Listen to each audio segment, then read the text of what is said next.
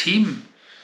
So yeah, so today I'm going to do a wee video about this thing behind me. The loved stroke hated in equal measures Aethos by Specialized. That's an S-Works Aethos. I'm not going to get into how I built the bike and the components behind the bike. That's not what today's about. It's just about the Aethos itself and how I came to own an Aethos, I think 2 years ago.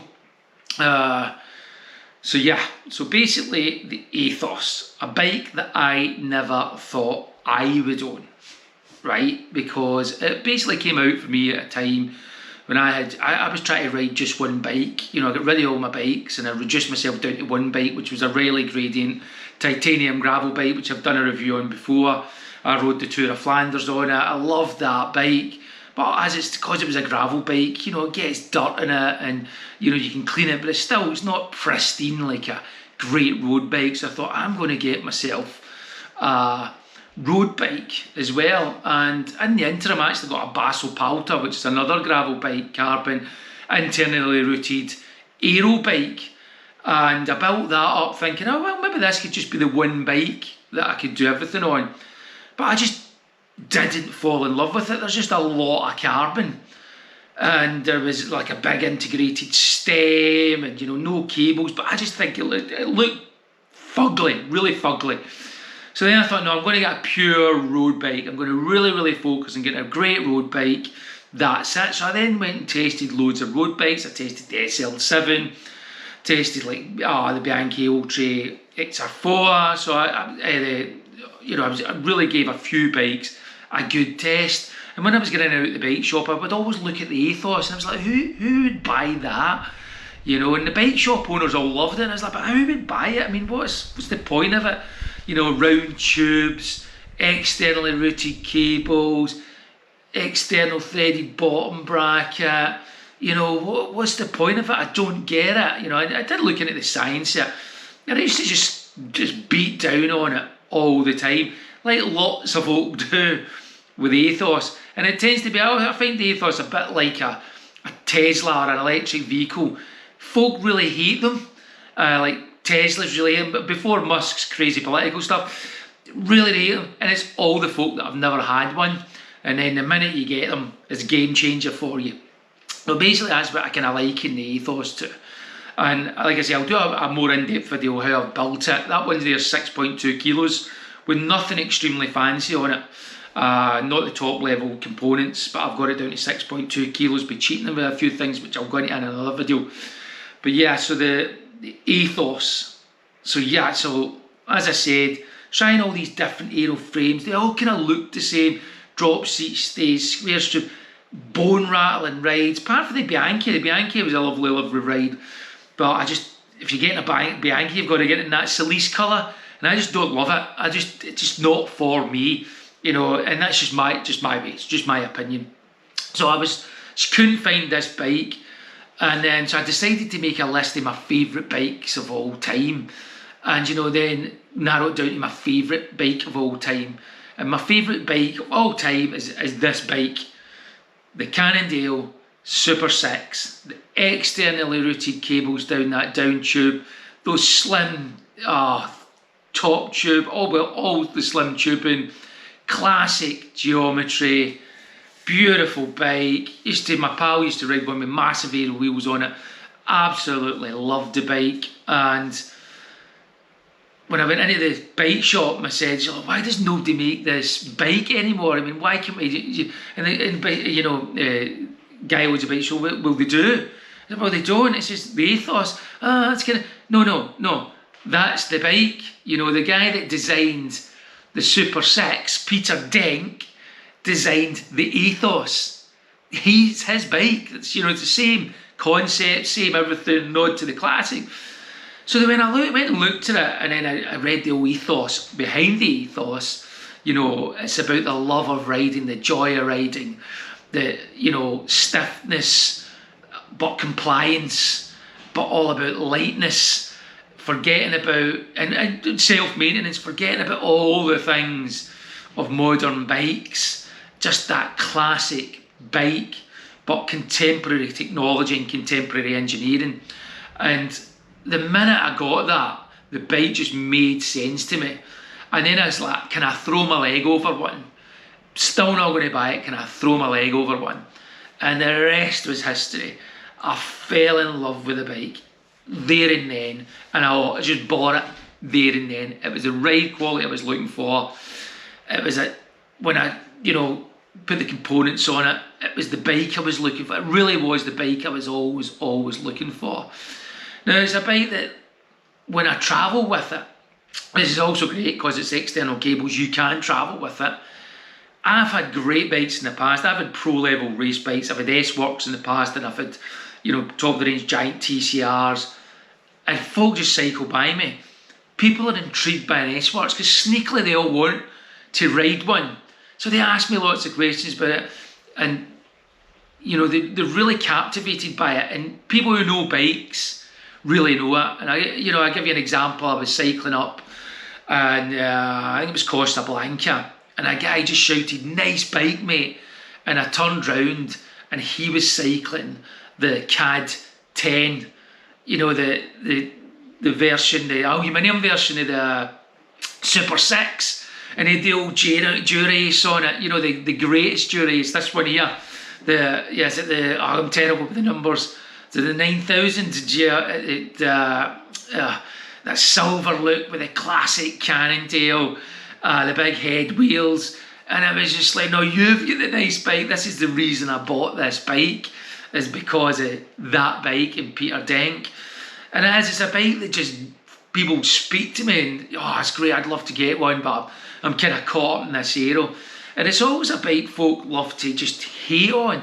And it is folk, two types of folk that have never had one, never ridden one, and might buy a cheap crap bike with all the internal routings that weighs an absolute ton, and they'll be faster than you if they could get themselves to 100 kilometres per hour, going along in the flats. It's never going to happen. Or in these influencer types, there's a certain guy who will just buy anything. If Specialized put S-Works on the side of a bike that weighed 80 kilograms and was universally voted the worst bike in history, this guy would buy it, and he would, because he's obviously got loads of money, and it's just all about show.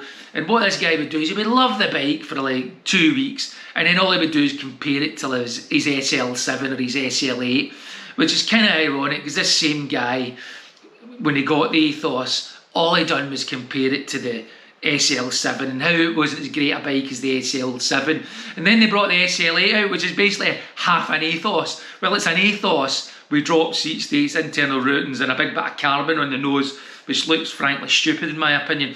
And all of a sudden, this is the greatest bike. Basically believes everything Specialized tell him about aero gains. And the bike's bloody built off his Ethos, but just loves to hate on the Ethos. And the Ethos caused me to buy a Crux. I loved it so much, and the Crux is arguably an even better bike. And this dude's got a Crux as well, and all he does is bang on about the Crux should have internal routing, it should have drop seat stays. Just totally lost the memo on the Ethos and lost the memo on the Crux. The next Ethos needs to be internal routing, drop seat stays. No, it doesn't. The tarmac's there. It doesn't. That's not what it was ever for. It's not what it's ever about. It's about the love and the joy of riding. It's a classic frame you can travel with. It looks classic. For me, frankly, looks just amazing. It's what I was looking for. It's not going to be for everybody. Folk would rather have some cheap, carbon, heavy dog weight of a frame with terrible engineering just because it's got drop seat stays and internal routing over, I arguably think, one of the greatest. Now, I've read them all, so it's not like I'm coming here for like no experience.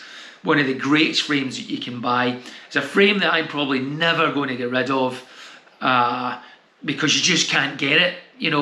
Ridley get rid of their beautiful, the Ridley get rid of their helium, which is another bike I just loved. I loved the helium, and they had everything internal.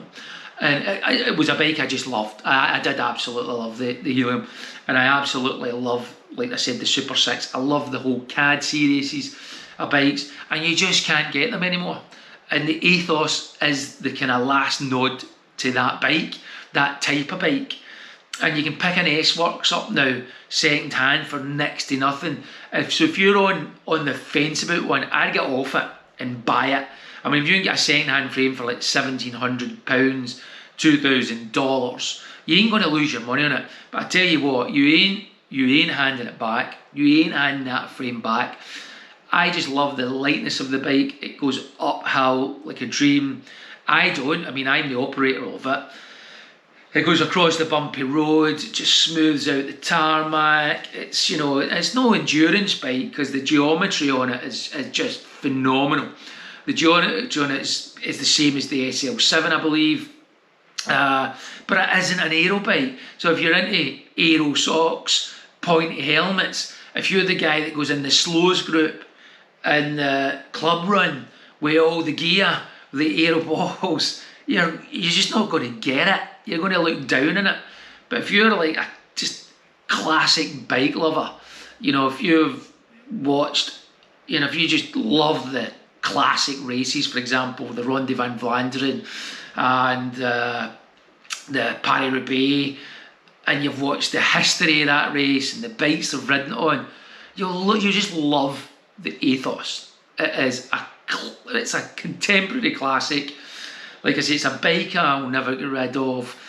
And every time I see an SL8, I got to see a F12 or whatever they're on now, Pinarello, or the new Bianchi, their climbing bike. I'm just not jealous.